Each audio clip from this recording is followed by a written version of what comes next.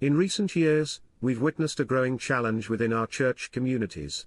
One that touches the very heart of how we come together as people of faith. Political polarization isn't just affecting our society at large. It's now reaching into our sacred spaces. Our churches, where we're meant to find unity in our shared faith. Think about it, churches have always been places where people from all walks of life gather. Different backgrounds, different perspectives, but united in faith. Yet today, something's changing. We're seeing congregations split over political issues. People choosing their place of worship based on political views, rather than spiritual guidance, and religious leaders feeling caught in the crossfire. But why is this happening? Well, it's like we're living in different worlds sometimes. The way we consume news and information has changed dramatically. Our social media feeds, our chosen news sources, they often just reinforce what we already believe.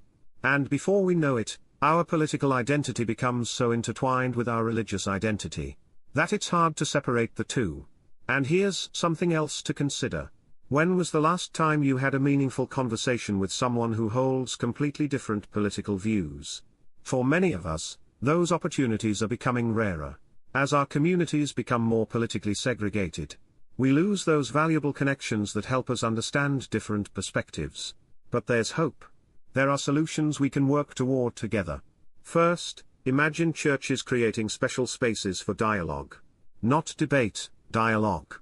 Places where people can share their thoughts without fear. Where listening is more important than convincing. Think of it as building bridges of understanding, one conversation at a time. What if we focused more on what brings us together? Our shared faith. Our common values, our desire to serve our communities, these are powerful, unifying forces that transcend political differences.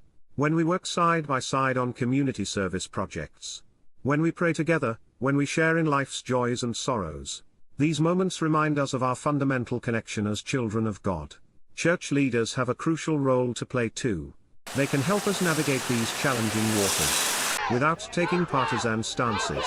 They can show us how to separate political preferences from core religious teachings, how to maintain respect for different viewpoints while staying true to our faith. But perhaps most importantly, change starts with each of us. It begins when we take a moment to examine our own assumptions and biases. When we make the effort to build relationships with people who think differently than we do. When we choose to prioritize our shared faith over political identity. The path forward isn't about achieving perfect agreement. That's not realistic or even necessary. Instead, it's about creating spaces where different political views can coexist within our shared faith. Where disagreements are handled with grace and respect. Where our focus remains on spiritual growth and serving others.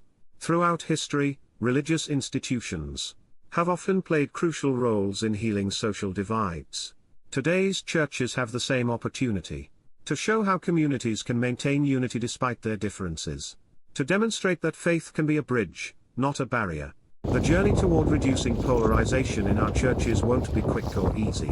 It requires patience, intentionality, and commitment from everyone involved. But with wisdom, grace, and an unwavering focus on our shared faith, we can work toward becoming the unified body we're called to be. Remember, the goal isn't to avoid difficult conversations about politics altogether. Instead, it's about learning to engage with these topics in ways that strengthen, rather than divide our communities of faith. By focusing on our shared values, practicing intentional dialogue, and prioritizing relationships over political positions, we can help lead the way toward a more united and understanding society. The challenge of political polarization in our churches is real. But so is the opportunity for positive change.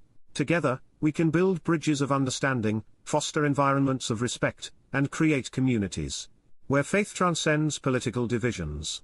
The journey continues, but with commitment and grace, we can light the way forward.